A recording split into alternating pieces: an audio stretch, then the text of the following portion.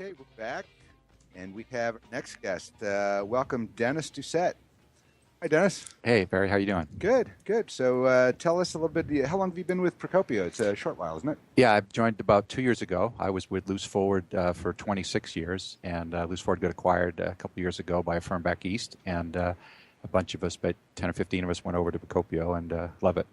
Good. Yeah, good. it's a great firm. It is. It is. You know, it's a couple things. We've had some great guests on our show, and you know, when they turn into the attorneys, we know these are the people that we want on our side of the Oh, desk. yeah. Okay? That's right. So, See, I oftentimes have a selfish motive for when Yes. I book the guest on the show. Yes. No, just teasing. well, you keep that selfish mode going, okay? Yeah. Well, in So- addition to working at Procopio, you're also the president-elect for the Association for Corporate Growth in San Diego, right? Yes, I am. ACG is a national organization, about 58 chapters, and the San Diego chapter is a strong, vibrant organization. It's where deal makers meet, focus on mergers and acquisitions, a lot of education, a lot of networking, and a real good opportunity to see what's going on in that type of world. So what's going on with you? You made mention before the show that mergers and acquisitions are really coming on strong this year. Yeah, I think so. I think 2014 will be a good year. I think 2013, the stock market did really well. Certainly in biotech, which is a big industry here, there was a lot of public offerings. There was a lot of financings. I think there'll be more exits and more transactions in 2014. So I think it should be a good year. We don't see as many companies, struggling as much as they were. So not many bankruptcies, not as many layoffs and things like that. So I think 2014 will be a good year for transactions, especially mergers and acquisitions. Good. So tell me more. What's the dominant part of your practice? I'm a corporate finance lawyer. I help companies get formed, funded, and sold. And on the sell side, there's a lot of companies in San Diego that are family businesses, the middle market companies. They grow, and at some point they want to exit, hopefully sell their company and maybe retire to the beach or start another company and stuff like that. So I spend most of my time helping companies get sold, sometimes helping companies buy other companies, doing that sort of transaction. And but I also help companies get started. I love two guys and a dog trying to save the world, or these bright scientists from UCSD that are trying to cure cancer and stuff. So I like to get started early with them, help them get formed, and then hopefully get funded, either some traditional equity, debt financing, maybe venture capital if it's appropriate. But just like to help move that entrepreneur, move that company, move that business to the next step. Lawyers are the receiving end of a lot of jokes, as you know. But to get to meet one who actually gets to participate in the fulfillment of people's dream as an American, there's nothing more basic to the American dream than being a business owner. Yeah, I know it's great. I've been fortunate to do probably 300 M&A deals, and everyone's a little different, but a lot of times people realizing their dreams, their life work, and they're getting a decent payday for what that work has entailed.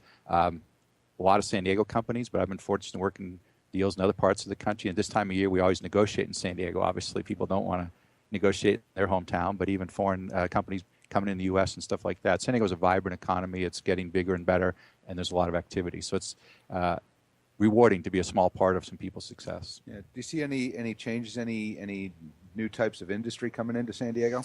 I'm kind of nervous about the other end. I mean, you see these stories of some companies leaving and the cost of California and doing business here and stuff like that. But I'm always amazed at the entrepreneurial spirit here. It's a city, it's a county, it's a region of innovation. And with the innovation, you got great companies starting up and doing something different. Technology's played a big role here. Right. It certainly will play a bigger role as we move on.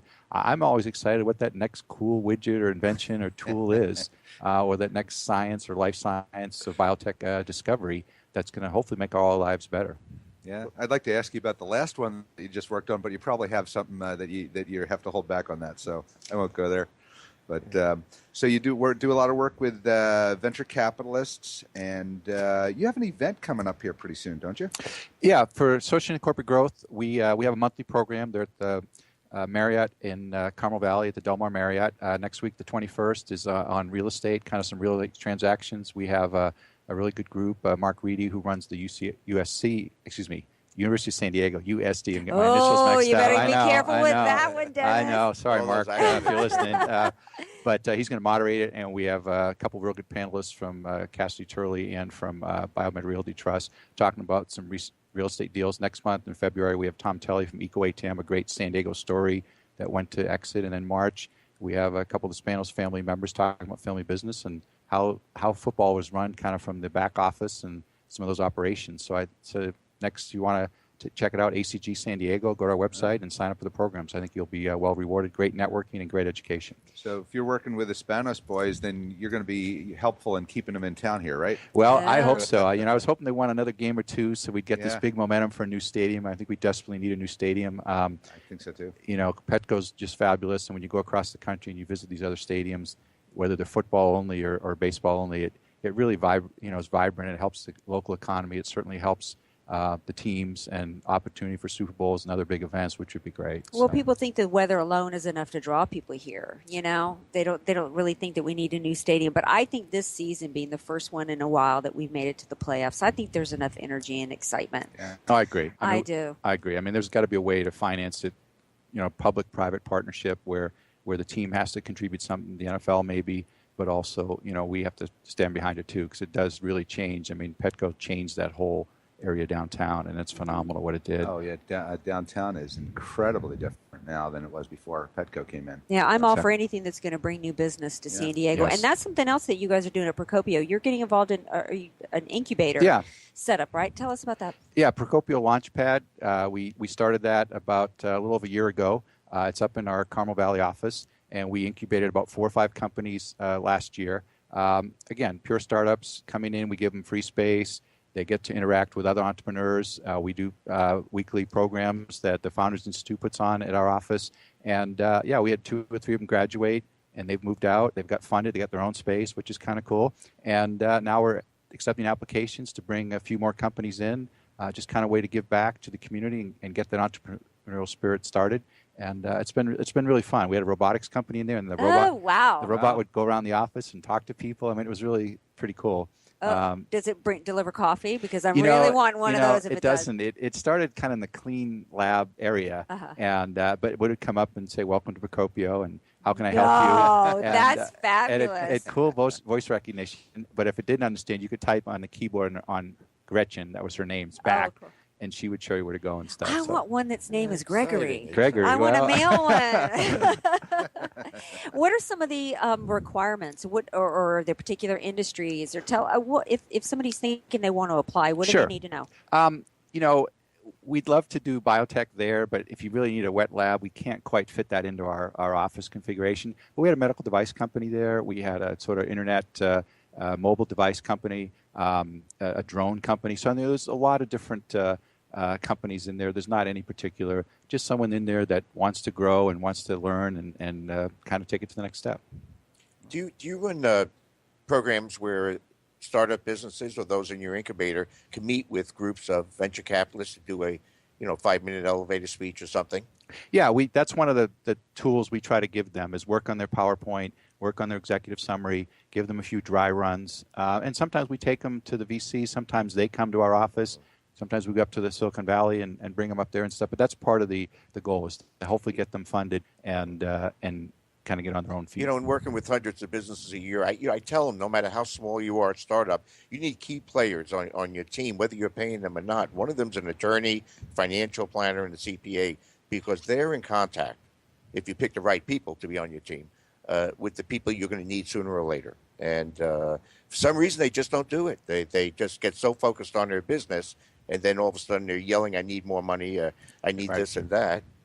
Or because of the lack of contacts. Yeah, and it is a lot of planning. I mean, if you actually want to raise money, you've got to work on getting your financials in order, your house in order. You got to get, the right contacts, the right people. Same thing if you want to sell your company. I mean, it takes 6, 8, 10, 12 months before that to get organized, and you need to talk to professionals who've done it before. Even if it's the first time selling a company, you may do a good job in the business part of it, but you may not know the accounting, the legal, and it is good to get professional advisors. Yeah, I was a partner in a venture capital company a number of years ago, and we got our clients from those we knew already in the business. Strangers, over the transom type proposals or requests, we never even read them.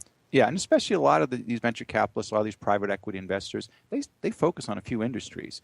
And so having the knowledge and not, quote, wasting your time by contacting people that have nothing to do with your industry or would never make an investment or never buy your company, and that's some of the knowledge that I hope we bring to them and let them kind of show them the roadmap of who they might want to talk to. Yeah. You're listening to Close Up on San Diego Business here on KFSD AM 1450 and financialnewsandtalk.com. I'm your host, Barry Waxler, here with my co-hosts, Andrea Kay and Urban Miaris. And our guest is Dennis Doucette from Procopio, Cory, Hargreaves, and Savitch. So I'm curious about how the sales process. I get that you help them 6 to 8 months or 9 months in advance to get their paperwork and everything else lined up to sell. Do you put them in touch with buyers? Are you a part of that kind of process? Sure, that's a very good question. There are intermediaries, whether they're investment bankers or whether they're brokers, who that's their job, is to connect people for a potential sale. But a lot of San Diego entrepreneurs aren't wedded to that. Now, maybe they don't want to pay the commission, so to speak, and they think they can do it themselves, or they know who the big players are in their industries and stuff like that. But almost every discussion I have with them, I say, hey, who are your advisors? Who's helping you out, on the wealth management side? Because hopefully the big exit, you got to invest your money. Or who's your accountant? Because a lot of times if you don't have audited financial statements, a lot of the buyers will need that. Right. Or even, a good investment advisor or a banker can get you more value, can connect you to the right people. But sometimes we're doing that laboring over. I mean, sometimes, I've done a ton of deals in the fitness area, fitness clubs and stuff like that, and I kind of know what the multiples are, and I've done a lot of those, and I can make some introductions. But I'm not a broker. I'm not getting paid to do any of that sort of stuff. I'm just trying to help facilitate the process. Gotcha. There's other professionals who do that really well and get compensated for that.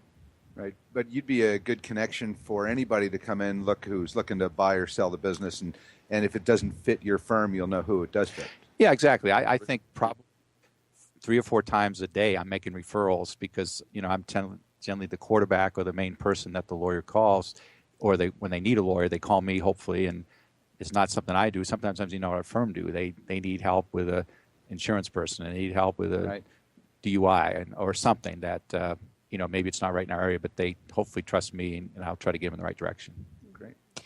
Now, speaking of direction, before the show, you were telling us that you're heading back east. Yes, I am. For a little certain ceremony. Well, we always like to, learn more about the personal involved with our guest, and I think that's exciting. Well, thank you. Next weekend, next Sunday, actually, I'm getting inducted into the Massachusetts Track and Field Hall of Fame. When I ran track a long time ago in high school, we set a United States 1-mile relay record, and lasted almost 20 years. Wow. And so actually going back there for a ceremony at Reggie Lewis Center in Boston. I'm truly humbled because I, ran a long time ago, but it's kind of nice to be recognized, and we'll get to see my old coach, who's a great guy, had a big sort of second father to me, who really got me in the right direction, and my other teammates and family and stuff. So it's gonna be cool. Well, I think any kind of sports for competition for kids coming up and into high school is really sets them up for success in life. Oh yeah, I know when I interview, I'm always looking for people that played on teams, whether it's the chess team or whatever. It just builds sort of that character, that development.